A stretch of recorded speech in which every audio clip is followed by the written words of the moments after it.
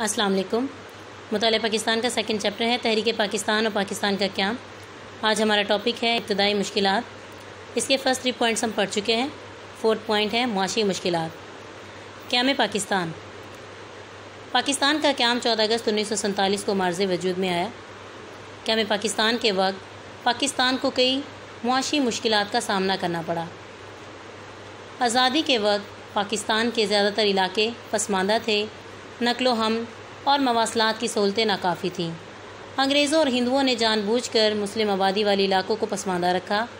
یہاں سے وہ اپنی فوج کے لیے جوان بھرتی تو کرتے تھے، مگر یہاں کارخانے اور میلیں لگانے کی ضرورت محسوس نہیں کرتے تھے۔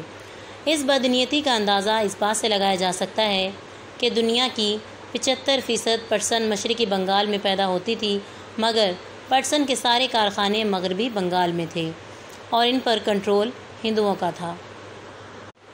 کپڑوں کے کارخانے۔ تقسیم کے وقت متحدہ ہندوستان میں کپڑوں کے 394 کارخانے تھے، مگر پاکستان کے حصے میں 14 کارخانے آئے۔ بینکوں کی شاخیں۔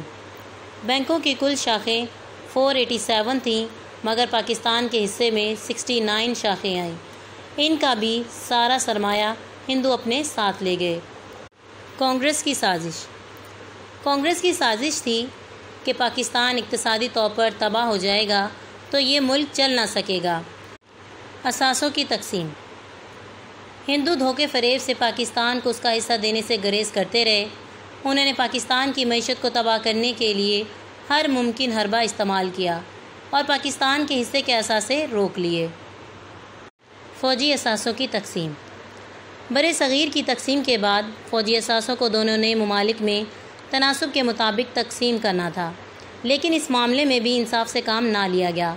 بھارت پاکستان کو کمزور رکھنا چاہتا تھا تاکہ وہ بھارت کا حصہ بننے پر مجبور ہو جائیں۔ تقسیم سے پہلے متحدہ ہندوستان کا کمانڈر چاہتا تھا کہ افواج کو بانٹا نہ جائے اور انہیں ایک ہی کمانڈر کے ماتحت رکھا جائے۔ مسلم لیگ نے ان کے اس موقف کو تسلیم نہ کیا اور اصرار کیا کہ فوجی وسائل اور اثاثے دونوں ممالک میں بانٹ دیے جائیں۔ فوجی اثاثے۔ حکومت برطانیہ نے یہ طے کیا کہ 3 جون 1947 کے منصوبے کے مطابق بھارت اور پاکستان میں تمام فوجی اثاثے 64% اور 36% کے تناسب سے تقسیم کر دیے جائیں گے۔ متحدہ بھارت میں 16 اسلحہ بنانے والی فیکٹریاں کام کر رہی تھیں۔ ان میں سے ایک بھی ایسی نہ تھی جسے پاکستان کو ملنے والے علاقوں میں بنایا گیا ہو۔ بھارتی حکومت اسلحہ بنانے والی فیکٹریوں تو کیا، اس کی مشینری کا ایک پرزہ بھی پاکستان منتقل کرنے پر آمادہ نہ تھی۔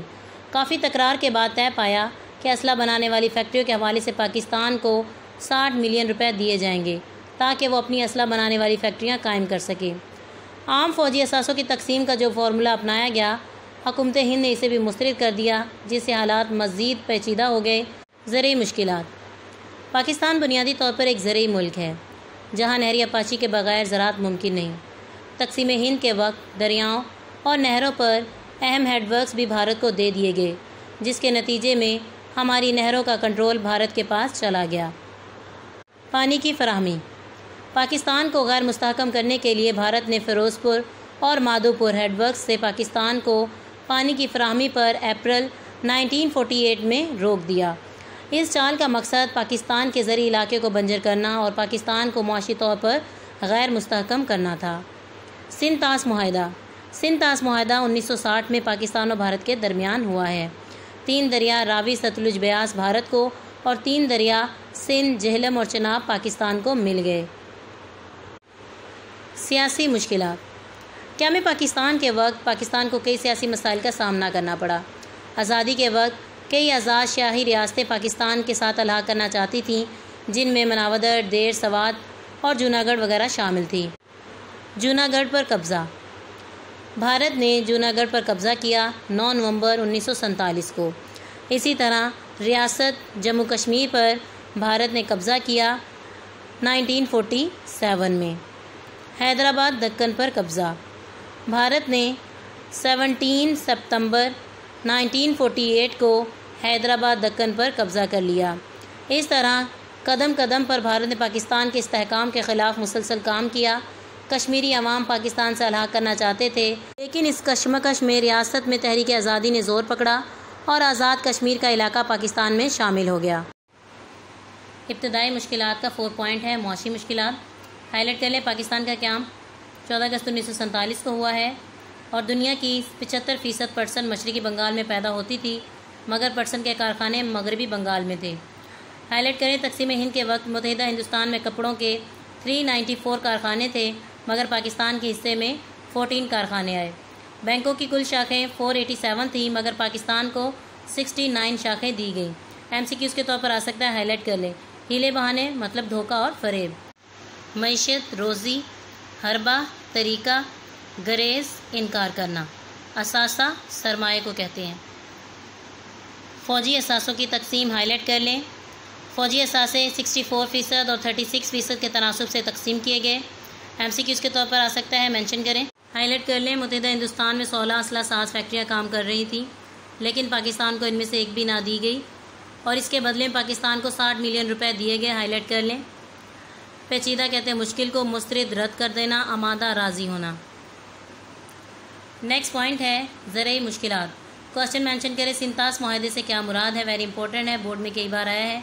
1960 میں ہوا سنتاس معاہدہ پاکستان اور بھارت کے درمیان۔ 3 دریا بھارت کو دیے گئے ہیں اور 3 دریا پاکستان کے حصے میں آئے ہیں۔ کون کون سے دریا ہیں؟ ہائی لائٹ کر لیں۔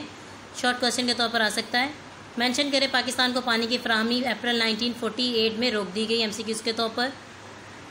نیکسٹ پوائنٹ ہے سیاسی مشکلات۔ ہائی لائٹ کر لیں، کون سی ریاستیں پاکستان کے ساتھ الحاق چاہتی تھیں اور جوناگڑھ پر قبضہ کب کیا گیا؟ ریاست جموں کشمیر پر قبضہ کب کیا گیا؟ حیدرآباد پر قبضہ کب کیا گیا؟ حیدرآباد دکن پر۔ ہائی لائٹ کر لیں۔ MCQs کے طور پر آ سکتا ہے، گومگو کہتے ہیں کشمکش کی کیفیت کو۔